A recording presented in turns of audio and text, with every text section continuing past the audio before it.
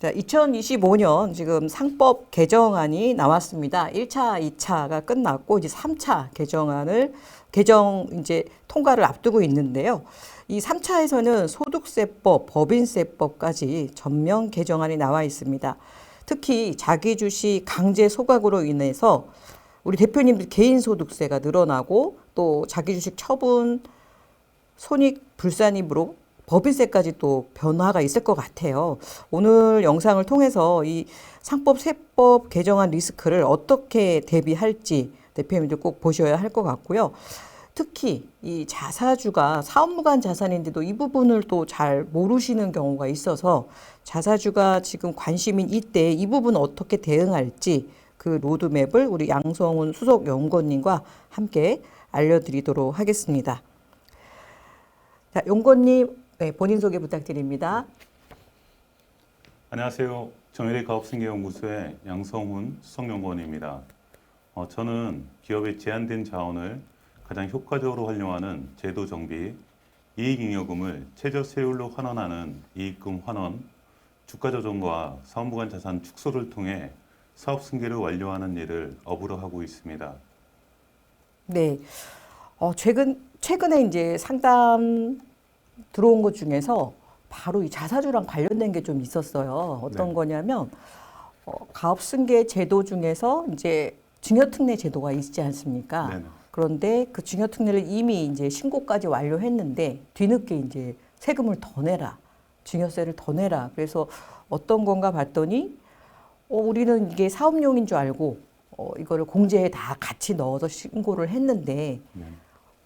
국세청에서 이거 사업용이 아니다. 그 항목이 바로 이 자사주였거든요. 네. 네, 그래서 이렇게 가업승계하시는 전문가들은 뭐 이건 너무 기본 중에 기본인데도 불구하고 아직도 이 내용을 모르고 사업용으로 신고했다가 추징 당하는 사례가 있어서 제가 좀 놀랬거든요. 네. 그래서 지금 아주 이슈인 장안의 화제인 이 자사주를 어떻게 해야지 나한테 유리하게 할 수 있는지, 특히 이제 뒷부분에서 말씀해 주실 승계를 앞둔 회사들, 예, 예. 예, 자사주를 어떻게 해야 될지 오늘 그 부분을 좀 말씀을 해주시면 좋을 것 같고요.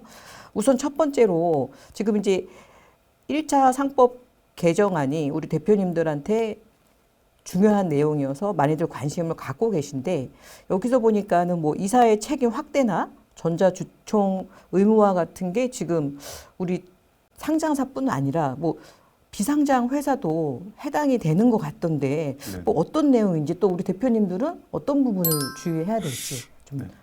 설명해 어, 줄 수 있을까요? 우선은 소장님 지금 질문하신 것처럼 상법이 1차, 2차는 이미 개정안이 통과가 됐고요. 3차 개정안이 이제 자기주식 보유분 소각 의무화인데 그게 12월 중에 처리하겠다고 지금 천명하고 있고요. 우선은 이 전체 내용을 대표님들께서 한번 들어보시면 주안점이 어디에 맞춰져 있는지 이해하시기가 편하시거든요.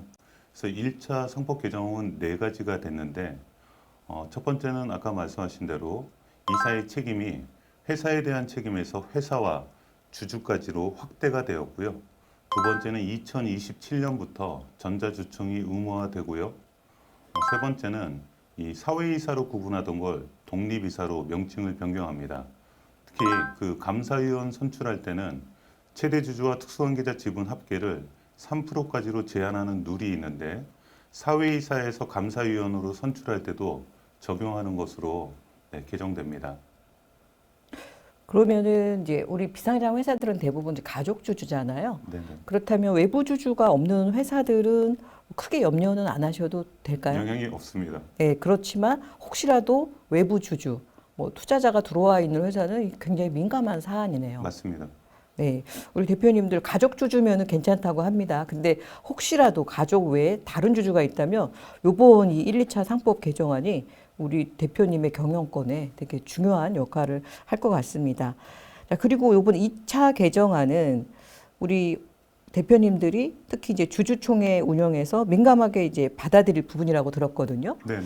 그게 이제 집중 투표제 의무화, 감사위원 분리 선출, 요런 거는 뭐 우리 대표님들에게 직접적으로 좀 영향이 있을 것 같은데 어떤 변화가 있을까요?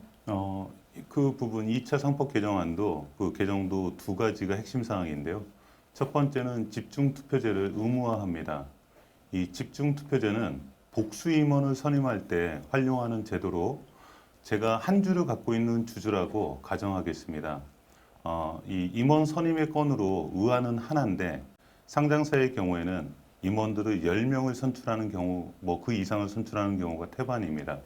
그러면 이 집중투표제를 통해서 제가 갖는 의결권은 임원 수가 10명이니까 10개의 의결권을 행사할 수가 있고 그 각각의 10개의 의결권은 임원 한 명당 찬반을 실행할 수도 있고요. 또 하나는 10명 중에 9명은 마음에 안 듭니다. 근데 저 한 명은 반드시 선출해야 되겠어요. 그러면 제가 갖고 있는 의결권 10장을 한 명의 임원에게 찬성표를 던질 수가 있게 됩니다. 최종적으로는 가장 많은 지지표를 얻은 임원부터 선임이 되는 방법입니다. 네, 두 번째는 그 감사위원 선출할 때 분리 선출을 확대합니다. 이거는 주총에서 이 감사위원을 선임하게 되는데 다른 사내 사회이사 선임시장은 분리해서 그 선출하는 방법이고요. 분리 선출할 때 이 특징은 최대 주주와 투수관계자 지분 합계를 3%까지로 제한함으로써 이 소액 주주, 소수주주들이 원하는 감사위원을 선정할 수 있는 가능성이 높아졌다고 말씀드리겠습니다. 이 사안 같은 경우는 이제 역시 가족 주주는 상관이 없겠지만 네네. 외부 투자자가 있거나 저는 이제 가족 주주라 하더라도 우리 대표님들이 또 이제 투자를 하시잖아요. 네네. 그럴 때 중요한 내용이네요. 앞으로 이 중소기업 대표님들께는 크게 의미가 없다라고 제가 보고 있는 게 우리가 감사를 선임해야 되는 의무가 납입자본금 10억 이상이 되면 감사 선임 의무가 있고요.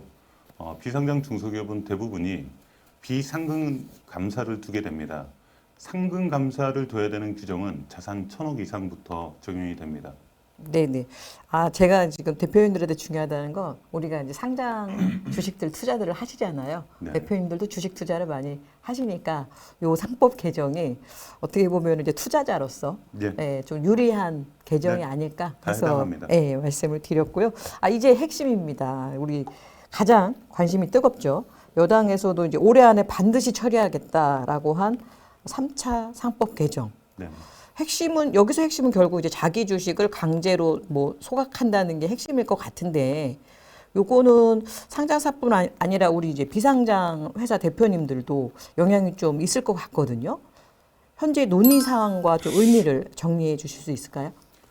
상장사는 자기 주식을 통해서 이 주가를 부양하는 방법으로는 자기 주식 소각을 그리고 최대 주주와 특수관계자 지분이 부족해서 경영권 방어가 좀 위험하겠다 싶을 때는 자기 주식 보유를 활용했습니다. 특히나 올해 초에 여야 상법 개정을 해야 되겠다 뭐 이렇게 각각 안을 제시했지 않습니까? 그때에도 자기 주식 보유 소각 의무화는 포함되어 있었고 상장사 중에 자산 2조 회사들이 대상이었습니다. 현재는 세 분의 국회의원이 의안을 발의하였고요. 어떤 의안이 처리될지는 부정확한 상황입니다. 제가 지금까지 상법 1차, 2차, 3차 이 개정 내용을 지금 설명드렸는데 이 내용을 들어보시면 대표님들께서도 아시겠지만 비상장 중소기업보다는 상장사에 주안점이 맞춰져 있다는 걸 느끼실 수 있습니다. 대표님들께서 관심 갖고 보셔야 되는 거는 이 상법 개정보다도 이 소득세법, 법인세법 일부 개정안에 대해서 숙지하실 필요가 있다고 생각됩니다. 그렇죠. 우리 대표님들 입장에서는 사실 소득세나 이제 법인세가 중요하니까. 근데 특히 이제 자기 주식 보유 시 이제 세금 성격이 좀 달라진다는 이야기가 많은데 소득세법 개정안에서 자기 주식 보유를 이제 양도세가 아니라 배당 소득세로 보겠다 이런 내용이 있는 것 같던데 뭐 상법만으로도 자기 주식을 막을 수 있다면 굳이 이렇게 세법까지 손대는 이유는 뭘까요? 지금부터 이제 제가 말씀드린 내용은 어디에도 해석이 없는 제 개인적인 의견이라는 점 안내드리겠습니다. 소장님 말씀처럼 이 자기 주식 보유를 막는 거는 상법 개정만으로도 다 가능합니다. 그럼에도 불구하고 임직원 복지를 위한 자기 주식 보유는 소각 대상에서 제외될 것 같고요. 저는 상법 개정은 이 상장사에 한해서 적용될 거라고 보고 있고요. 이 자기주식 보유분 그 소각 의무화는 비상장 중소기업은 적용 대상에서 제외될 거라고 봅니다. 이유는 이 상장사는 자금 그 여력이나 또 조달 능력이 비상장 중소기업에 비해서 굉장히 수월한 반면에 비상장 중소기업은 되게 제한적입니다. 그렇죠. 네. 또한 자기주식 보유분을 소각하게 되면 말씀하신 것처럼 기존의 양도소득세였던 세목이 배당소득세로 변경되고 주주들께서는 세금 차익을 추가로 납부하셔야 됩니다. 특히 이 국세 부가대척 기간에 대한 문제가 발생이 되고요. 또 세법상 소급 적용 금지 원칙을 위반하게 됩니다. 결론적으로는 소득세법 일부 개정안을 통해서 이 그러니까 이 절차가 복잡한 자기주식 보유보다는 이 배당을 그 유인하는 쪽으로 이 배당 소득세를 부과하는 거라고 생각이 됩니다. 네. 그렇다면 우리 세법 개정안에 따라서 우리 대표님들의 어떤 소득세가 크게 달라질 수 있으니까 이 3차 개정안을 주의 깊게 봐야겠네요. 개정 이제 통과되는 네, 내용을. 보셔야 됩니다. 이번 세법 개정안을 보면 자사주 관련 법인세법도 개정안이 나와 있던데 법인 입장에서도 변화가 있을 것 같아요. 네, 그러니까 지금까지는 이제 자기 주식을 처분하면 이익이나 손실에 이게 법인세 계산이 반영이 됐잖아요. 네. 앞으로는 이게 달라진다고 들었거든요. 좀 어떤 점에 주의해야 될까요?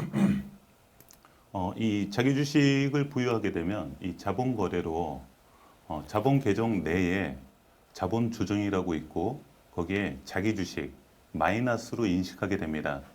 이 자본 거래는 순이익 거래가 아니니까 법인의 입금이나 송금으로 처리가 되지 않는데 외부로 이 자기 주식이 나가게 되면 그때는 자산의 처분 형식이라고 봐서 이 자기 주식 처분 순이익을 입금이나 송금에 산입해 주었습니다.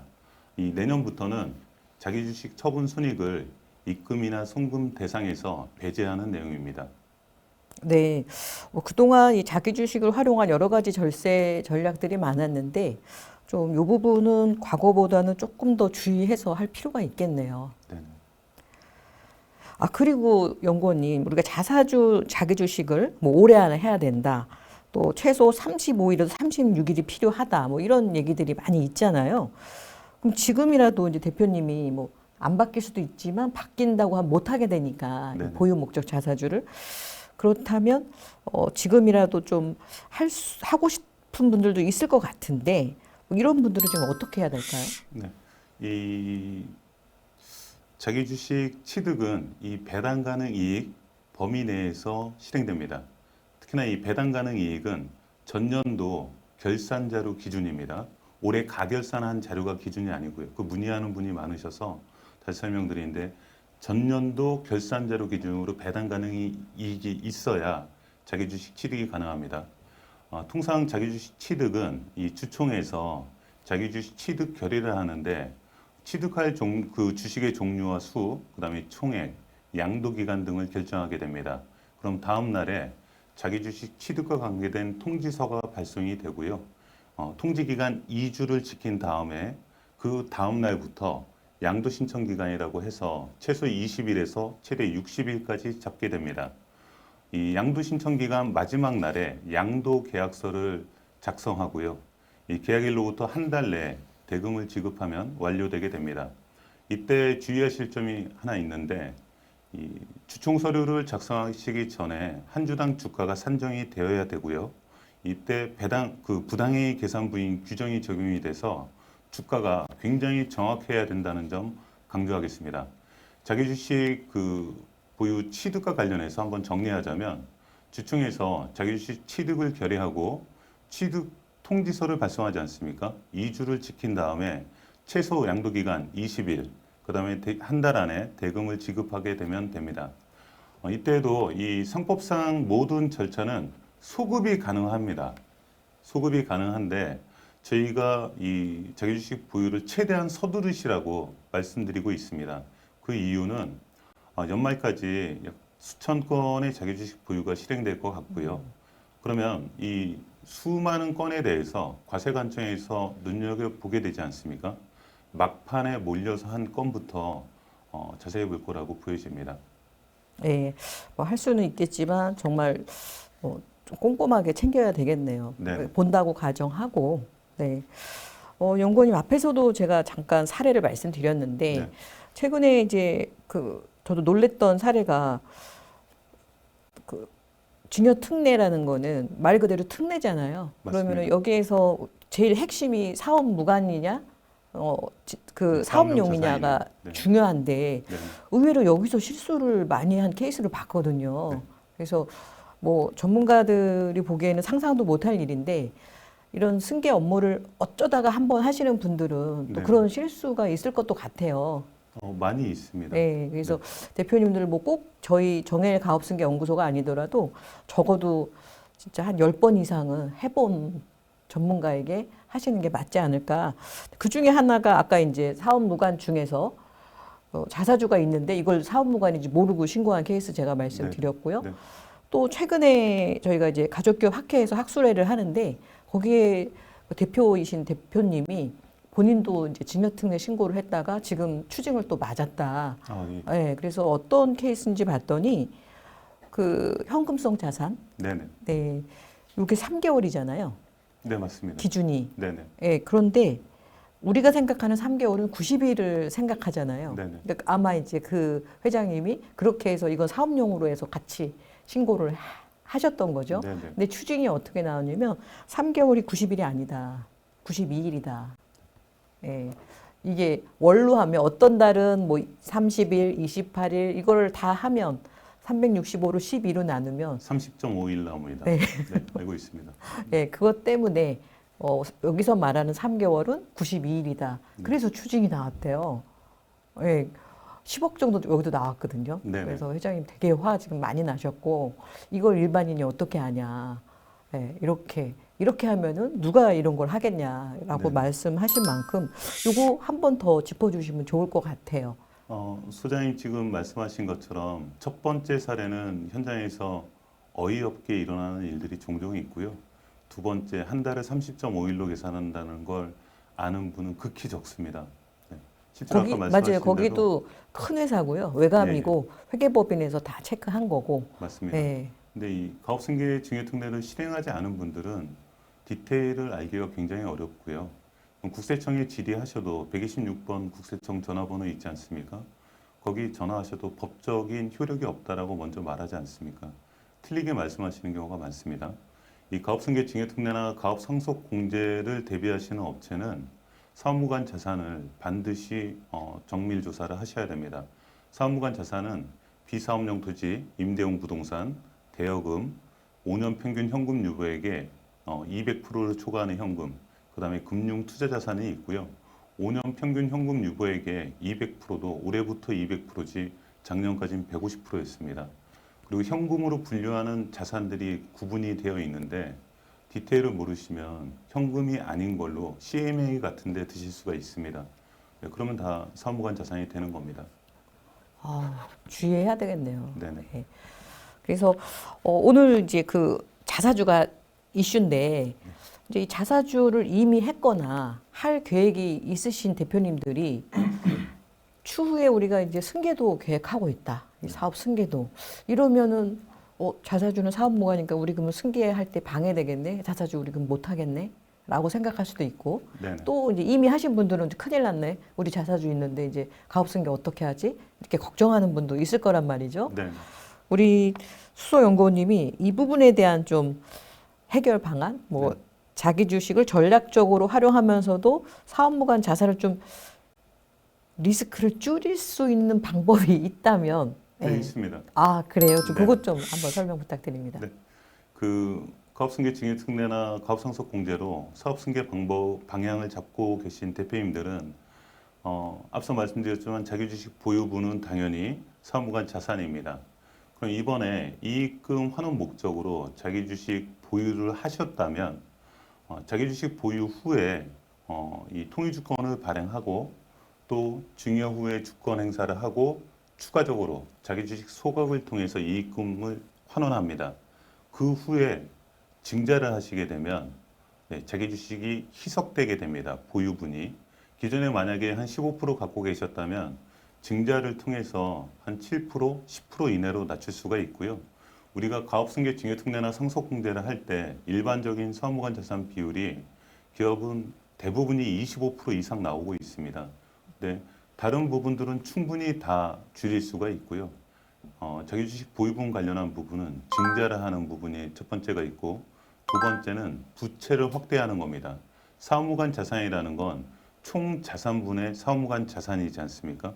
그럼 총 자산이 늘어나게 되면 사무관 자산 비율도 떨어지게 됩니다. 동일한 금액이라면. 그래서 부채를 이 여신 능력이 있다면 부채를 좀 더 확보하는 것도 사무관 자산 비율을 떨어뜨리는 방법이 되고 아까 말씀드린 증자 같은 경우에는 직접적으로 작용하게 됩니다. 네, 결국은 이제 비율이니까 네네. 네, 그 자산을 없앨 수는 없어도 이제 비율로 할 수가 있겠네요. 네네. 네. 자, 오늘 들으신 것처럼 자기 주식은 단순한 절세 도구가 아닙니다. 잘 활용하면 강력한 이제 자원 관리 승계 전략도 될 수 있지만 잘못 보유하고 있으면 상법 세법 개정으로 인해서 사업무관 자산 그리고 또 배당 소득세로 해서 개인 소득세가 늘어나고 또 뭐 경영권 리스크 등이 동시에 발생할 수 있을 것 같아요. 지금 우리 대표님 회사의 구조, 또 자본금, 잉여금, 주주 구성, 향후 승계 방식 뭐 이런 요소들에 따라서 적용 가능한 전략이 완전히 달라질 것 같거든요. 네네. 예, 정확한 분석과 설계가 필요할 것 같습니다. 우리 연구원님 마지막으로 대표님들께 또 당부의 말씀 또 오늘 내용 또 한번 정리 부탁드리겠습니다. 지금은 메인 이슈가 이 자기 주식 보유가 지금 메인 이슈고요. 이 세목이 바뀌고 내년부터는 이제 자기 주식 보유가 어렵다라는 건 당연히 다 통과될 거로 저희는 보고 있습니다. 그래서 지금이라도 이익금 환원을 해야 되겠다라는 이 대표님들이 계시다면 자기 주식 보유 이 관련한 건을 놓치지 않으셨으면 합니다. 제가 이 컨설팅을 이제 19년째 하고 있는데요. 예전에 2011년 전까지는 퇴직금, 임원 퇴직금이 메인 이슈였고요. 그 이후에는 차등배당, 그리고 2016년부터 자기 주식 보유, 그리고 자기 주식 소각을 집중적으로 해왔습니다.